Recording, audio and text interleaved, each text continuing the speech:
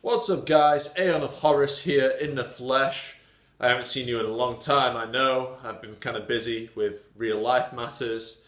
And I thought I'll do a quick and easy video without a script to try and, bring this channel back to life a bit since I've been inactive for a while with real life stuff. And I've also been wasting time on Imaginary Fest, which is the index gacha game, admittedly. So what we're going to do today, we're going to talk about Genesis Testament 2. I thought I might as well give you my general thoughts on the volume. I know it was released like about 2 months ago, I think. Correct me if I'm wrong. Time's gone pretty fast for me anyway. So I'm just going to give you my general thoughts on the volume as a whole.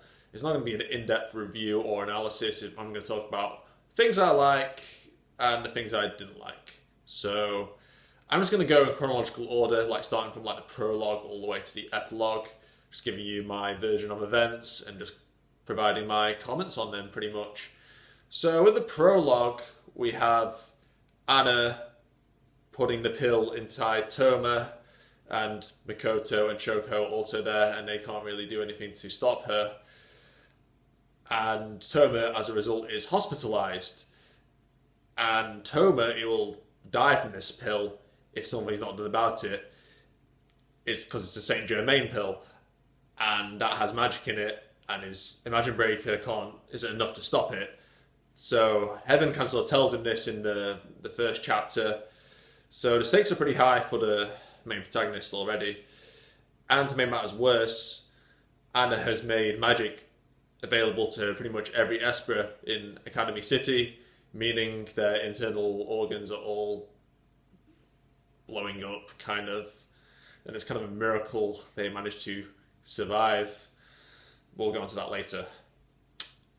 And yeah, the first chapter, it's mainly a fan service one. It's got a few funny shenanigans with Shoko and the Misaka sisters and Ogami. Ogami was pretty funny, admittedly. But yeah, this was quite intense fan service. Like, the sisters were completely naked in this, like, fucking bath area of the hospital. Like, did you have those in hospitals? Like, my mum works at a hospital, like, and she hasn't told me about a big bathroom. Maybe it's just a Japanese Academy City hospital kind of thing. I don't know. But yeah, that was a bit weird. I mean, we haven't had, like, full nude fan service in Index for quite some time. Yeah. I like the Shoko fan service because I like Shoko. Don't arrest me, FBI. I've got a certain set of skills. I can defend myself. You come after me. I'm not getting arrested anytime soon.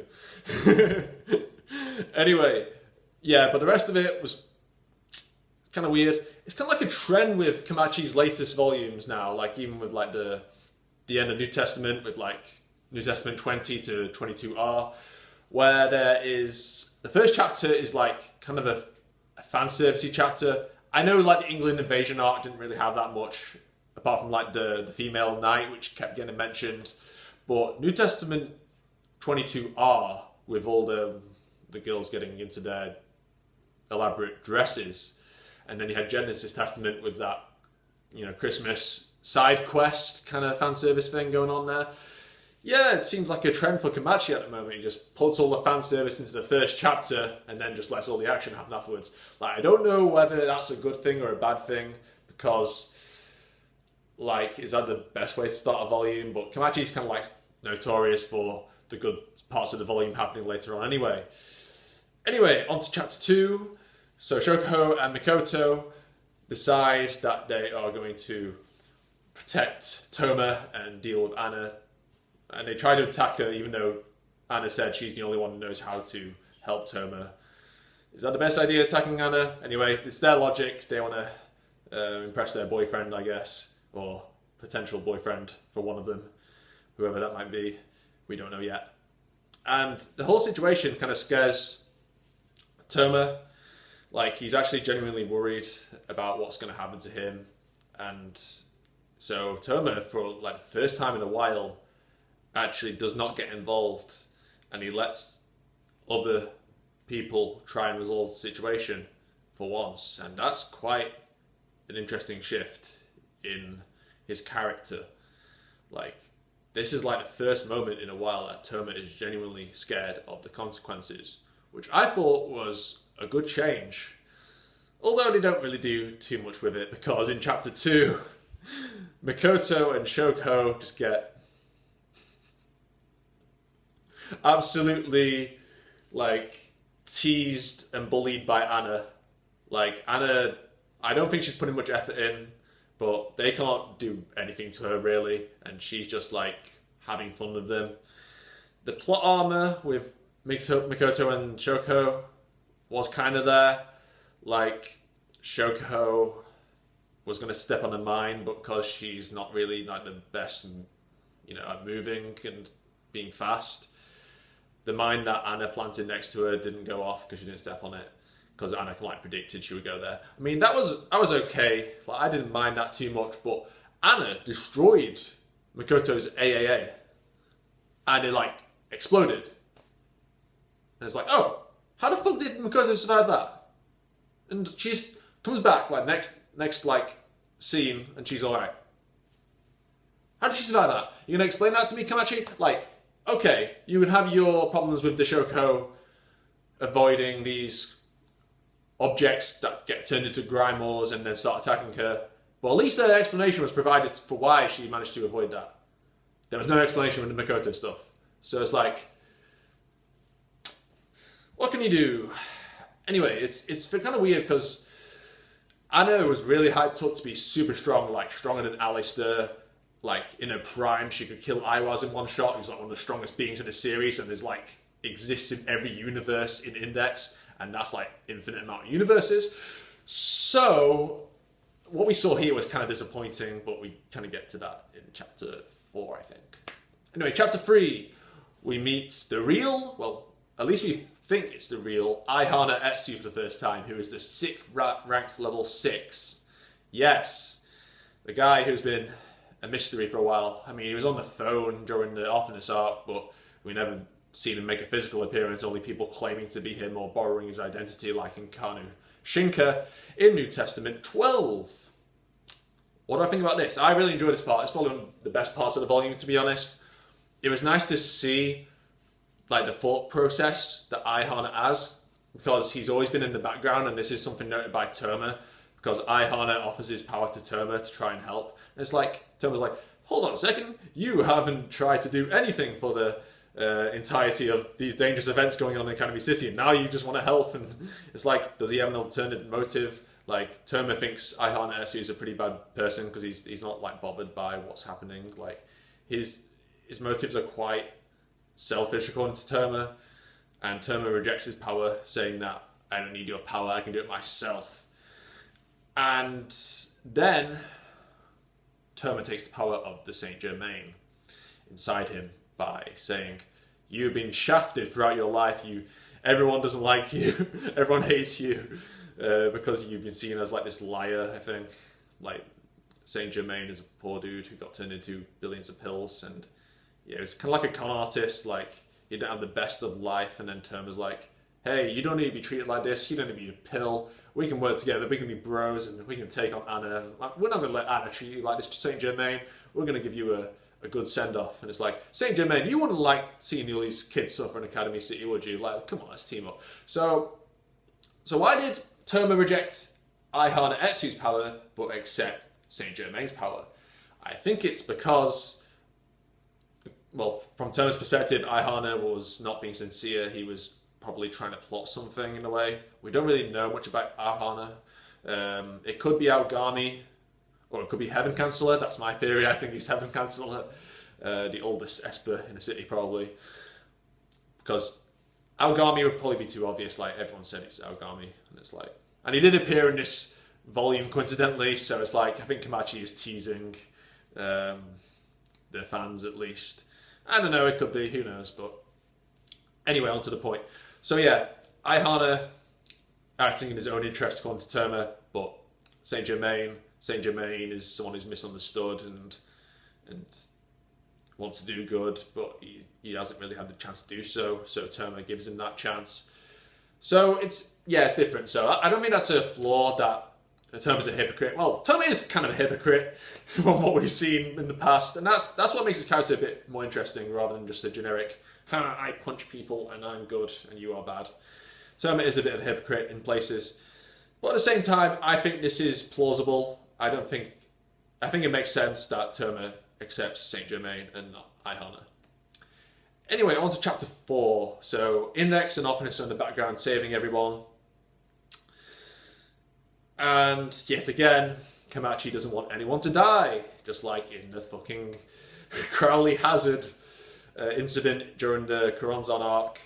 And it's like, okay, you have 1 billion Crowley Hazards, some of which are like made out of toxic gas, and yet they don't kill anyone. Not even one kills a single person. It's like, really? What are the chances of that? I mean, are the Commonwealth forces in the world, you know, the English Commonwealth, with the magicians positioned all across the world, are they that good in defeating the Crowley Hazards? I mean, some were on the level of Alistair, like the main Alistair body. That's what he said. He said some massive magic are on the same level as Alistair, and yet not a single Alistair managed to kill him. I mean, oh, right, okay.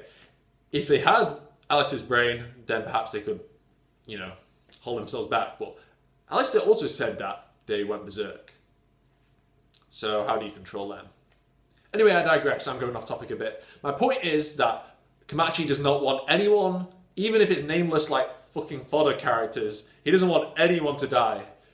And it's kind of annoying, like, come on, I need more of that steak, Kamachi. Give me that steak. You know, that juicy steak. What do I mean by that? I mean, if you have stakes in a story, the tension, like, that's what I was mentioning earlier about Toma being scared. We need that stakes. We need to feel worried about these characters, but it's like, come on, Kamachi. This is a fresh start. It's a new series. We need bigger stakes. Like, often this arc level, World War III, there were some stakes in that. But the more, like, I love Index, but the more I see it drag on, the more I kind of like see it. Like, all the characters are safe. Like, this volume was like every character is safe. Like, the Espers are you know, hurting inside, and the blood vessels are erupting, but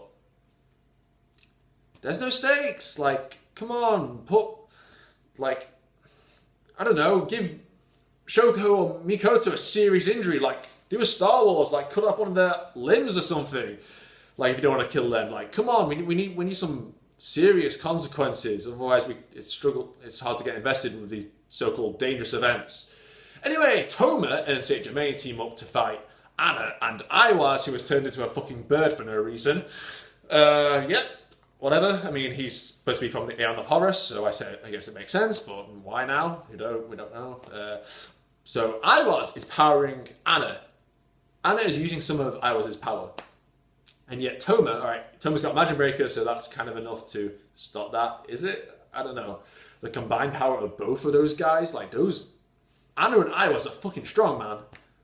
And then you have Saint Germain just turned into fucking Jesus. Like what? Like in New Testament 12, Mugano was shafting Saint Germain consistently, like Meltdowner was destroying all the diamond and carbon structures Saint Germain was making easily, but now Saint Germain is strong enough to fucking take on Anna's magic powered by Iwaz, and it's like, since when was Saint Germain as strong? I mean, okay, the magic gods recognize Saint Germain as, like, you know, a credible force, I think, when the magic gods were in the real world. But at the same time, it's like, during that entire arc, Saint Germain was kind of fodder, to be honest. Like, Kinuhata and Mugano were defeating the Saint Germains pretty easily. But this particular Saint Germain is really, really strong for no reason. Yeah, whatever. The fight was good, don't get me wrong. I enjoyed the teamwork between Toma and Saint Germain. I like the idea of them working together, although Toma would need to get a lot of fucking medical attention after this. My god, like, using magic this much inside of an Esper body. Like, okay, he's got the diamond internal organs, skeleton, reinforcing his body, but yeah. And how does that even work? Like, when Saint Germain goes away, what happens to that skeleton? Does he still have the diamond skeleton? Was that explained? I kind of forgot that. It's been 2 months since I read it, but yeah. And it's like, are they going to remove that skeleton? Like, Does it just disappear, and then what's left? Like, just fucking a brittle skeleton that just snaps easily? Yeah, I don't know. Anyway, so Anna is defeated somehow, and it's like, she was supposed to be really strong, and she just got defeated by Toma and Saint Germain. Okay. But she's still around, don't get me wrong. She goes and visits Accelerator, a visit in prison. And Anna says there is more yet to come, and there is something out there that will come out soon, I think. Or someone. I don't know who this is. Is she referring to Christian Rosenkreutz? I don't know how to say his name. He's the founder of the Rosicrucian movement. She could be talking about him. She could be talking about herself, or Iwas, or something. Or Alistair. Maybe she knows about Alistair. Maybe Iwas told her, or maybe not. I just want to see Alistair back. Give me Alistair. I want Alistair so much.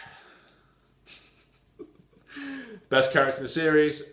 And it would be a fucking shame if we don't see Alistair soon. We need Alistair back, Kamachi. Do it.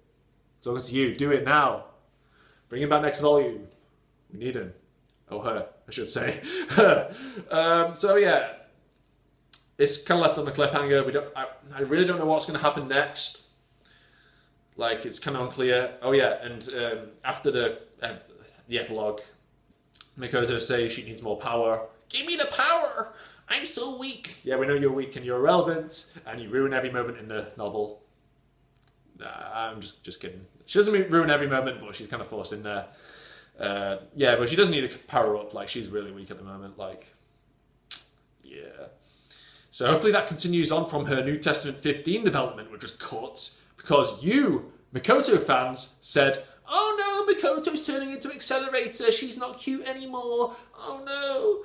Oh, please let my waifu be the same always. But she can't be horrible like Accelerator. No, make her like Accelerator, because that'll be..." Right. Okay, briefly.